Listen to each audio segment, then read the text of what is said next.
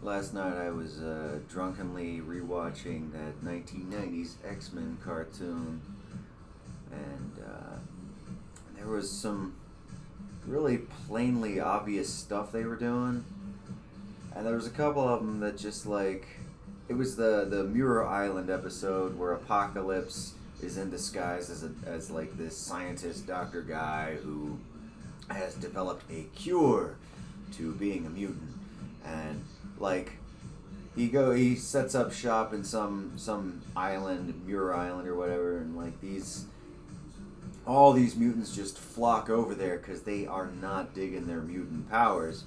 And that's certainly understandable for that guy who just emits acid from his fingertips only when he tries to masturbate, you know. So, like, I totally get that guy's perspective. Like, yeah, I don't want this power. It fucking sucks.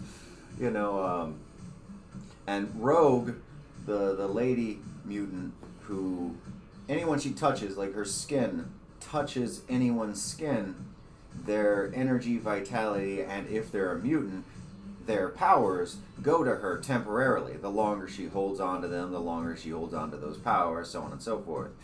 A side comment, she held on to Carol Danvers, Miss Marvel, way too long, and Miss Marvel was permanently put into a coma, and Rogue permanently got her powers, which is why she can fly and has super strength.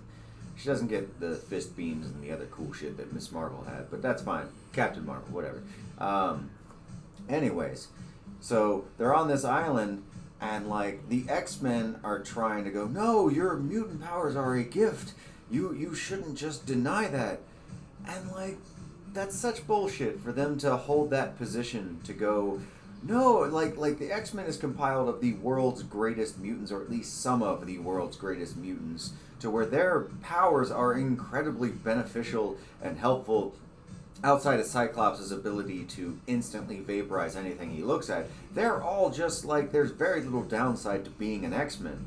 So they got like mutants whose powers are just really, really horrible, trying to get, like, there's this lady, anything she touches becomes diseased and ravaged by horrible viruses. She's Corona Lady, you know, and she's like, I don't want this power anymore. I just want to live a normal life.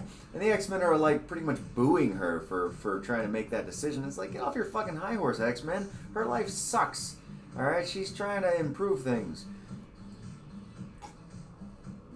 And Rogue's kind of in the same boat. She's just like, hey, listen, I don't want to fuck for once. You know, I want to fuck someone without them, you know, dying. Can I do that? Can I have someone inside of me without them dying? Is that, please?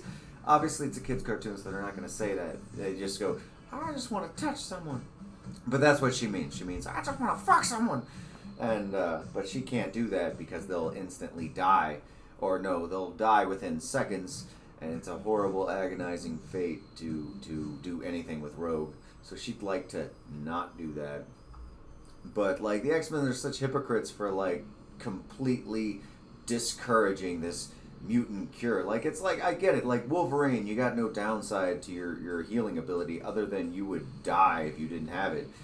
But, like, you know, then like, Storm controls the weather and crap. And then they got, like, horrible mutants. Like, they got that little frog kid who his mutant ability is to look like a frog kid, and that's it.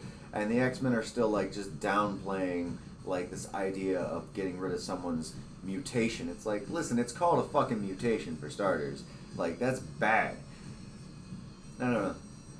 But X-Men were kind of really one-sidedly stupid on that one. Like, hey, I get it, some of your powers are super cool. Nightcrawler? Yeah, keep that. So what if you got blue skin? You can fucking teleport.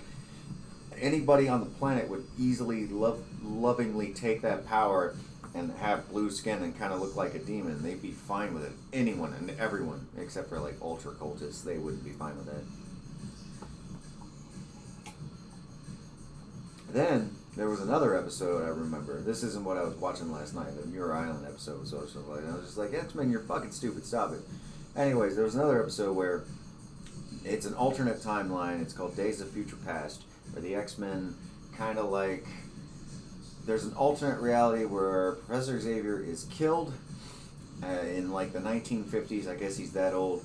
And so the war breaks out between humans and mutants. And in this alternate timeline, there's like all the mutants and all the humans. They're at this huge war, and like New York is like the battleground for some reason. And like Storm and Wolverine hook up, and they're like married and they're lovers and so on and so forth. And like the time traveler, it wasn't Cable, I forget his name, Dreadlocks man, comes back and he takes them in their weird alternate timeline, goes all the way back to the 1950s, save Professor Xavier. Now, the 1950s, a lot of black people couldn't do a lot of things, and everyone is kind of aware that, especially in the 1990s, even if you're in an alternate world where you're at war with humanity and you're a mutant, you're still aware of the 1950s problems that existed with our African American neighbors. You know, you're like, oh, they couldn't go into most restaurants, they couldn't use the same bathrooms, couldn't use the water fountains, so on and so forth. You know, it was pretty horrible stuff. But like Storm, she's from Africa. You know, she's an African, and she's like, they go into a regular ass mom and pop diner, and they're like, we'll have some coffee. Yeah, some coffee, please. And the owner points to a sign and he goes, hey, we don't serve your kind here. I don't remember what the sign said. And like everyone, and like Storm and Wolverine and Bishop, they were like, what? Judging someone by the color of their skin. And it's like, yes, Storm and Wolverine and Bishop, you guys aren't new to the fucking world. You're well aware that these racist assholes existed in the 1950s and still exist today. You know, they were there and thriving. That whole Make America Great Again, that's what that is. It wanted to return that bullshit. But like, they just acted so stupid and ignorant to that. Like, they acted like that shit never existed. Like, they couldn't even imagine racist bastards. Like, Storm's never encountered racism her entire life. No fucking way. No, here's a black lady that can control the fucking weather, who was called a witch back in Africa. And in the States, no doubt she faced a lot of bullshit just for being a black lady that can control the weather. You know, I can only imagine some of the bullshit she had to face. But like, how could she be that oblivious to fucking racism? X-Men, you're fucking stupid. Get a fucking clue. Stop it.